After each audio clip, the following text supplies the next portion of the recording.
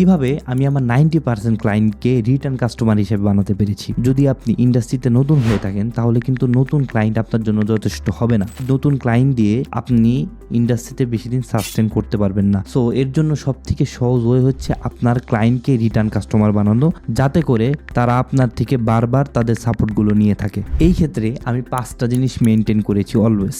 1 number হচ্ছে, আপনি যখন ফার্স্ট ক্লায়েন্টের সাথে ডিল করবেন তাকে সম্পূর্ণরূপে সেফ ফিল করানো।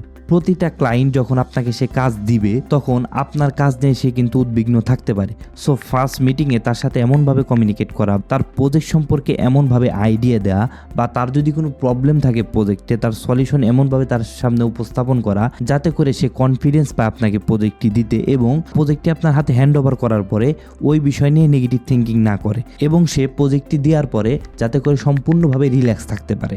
2, প্রজেক্ট দেওয়ার ক্ষেত্রে সবসময় রিভিশনের টাইম হাতে রাখা। আমরা অনেকেই একটা ভুল সবসময় করে থাকি, সেটা হচ্ছে আমরা প্রজেক্ট ক্লায়েন্টের হাতে হ্যান্ড ওভার করি একবারে ডেডলাইনের শেষ সময় গিয়ে, যখন ক্লায়েন্ট চাইলেও আর আপনাকে রিভিশন দিতে পারে না, বা ক্লায়েন্টে একটা জিনিস পছন্দ হয় নাই এরপরও সে ওটা মানিয়ে নেওয়ার ট্রাই করে। এই কাজটা করাতে আপনার উপর থেকে ক্লায়েন্টের যে ট্রাস্টটা আছে সেটা নষ্ট হয়ে যায়, এবং সেই ক্লায়েন্টের রিটার্ন হওয়ার পসিবিলিটি অনেক বেশি কমে যায়। এটা কখনোই করা যাবে না যে আপনি যখন ক্লায়েন্টে প্রজেক্ট দিবেন তখন একবারে ডেডলাইন ছুঁই করে কখনো ক্লায়েন্টের প্রজেক্টটি দিবেন না। ডেডলাইনের অনেকটা সময় আগে তাকে প্রজেক্টটি দেওয়ার ট্রাই করুন, এবং ক্লায়েন্ট যেন সেটা দেখে প্রপার ফিডব্যাক আপনাকে দিতে পারে সেই সময়টা তার হাতে রাখুন।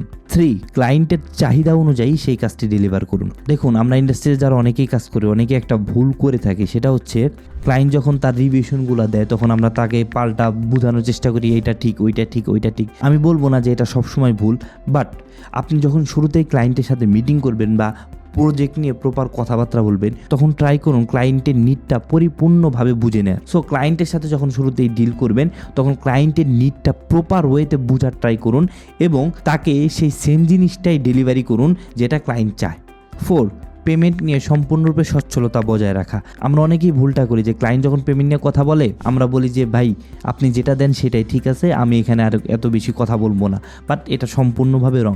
আপনি যখন প্রজেক্ট নিয়ে শুরুতেই ডিসকাস করবেন এবং ডিসকাসের শেষে যখন পেমেন্ট নিয়ে কথাবার্তা বলবেন তখন সেই প্রাইসটা সম্পূর্ণভাবে ফিক্স করুন, এবং ক্লায়েন্টের সাথে ওই বিষয়ে সম্পূর্ণ কথাবার্তা বলে যেই পেমেন্টটা আপনি ক্লায়েন্টের কাছে চেয়েছেন সেই পেমেন্টটা ক্লায়েন্ট আপনাকে দিবে কিনা সেই বিষয়ে সম্পূর্ণ ক্ল্যারিফাই হন, এবং এরপরে হচ্ছে প্রজেক্ট নিয়ে আপনি সামনে আগান। বিকজ অফ এই পেমেন্টের কারণে অনেক সময় ক্লায়েন্টের সাথে আপনার সম্পর্ক নষ্ট হয়ে যেতে পারে, এবং পরবর্তীতে গিয়ে রিটার্ন কাস্টমার হওয়ার পসিবিলিটি অনেক বেশি কমে যায়। 5, এবং সবথেকে গুরুত্বপূর্ণ বিষয় হচ্ছে ডেডলাইন মেনটেন করে ডেলিভারি করা।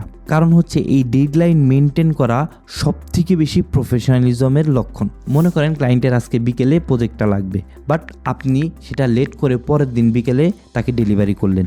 দেখুন, এমন হইতে পারে যে ক্লায়েন্টের প্রজেক্টটা আজকেই দেওয়ার দরকার ছিল, কালকে তার প্রয়োজন নাই। সো আপনি যদি ডেডলাইন মেনটেন না করতে পারেন তাহলে রিটার্ন কাস্টমার পাওয়ার পসিবিলিটি অনেক অনেক অনেক অনেক বেশি কম। সবসময় ট্রাই করবেন যে প্রপার ওয়েতে ডেডলাইনটা মেনটেন করা। দরকার পরে শুরুতে যখন আপনি প্রজেক্ট নিয়ে ডিসকাস করবেন তখন ডেডলাইন যদি আপনার জন্য কম হয়ে থাকে তাহলে ক্লায়েন্টের সাথে প্রপার ওয়েতে ডিসকাস করে নেন যে আমি এই প্রজেক্টটা আজকের দিনে পারবো না, আমার পরশু দিন পর্যন্ত এটার টাইমটা এক্সটেন্ড করা লাগতে পারে।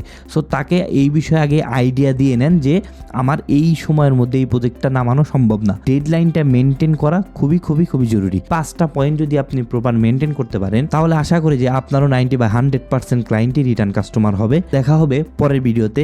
টেক কেয়ার, আল্লাহ হাফেজ।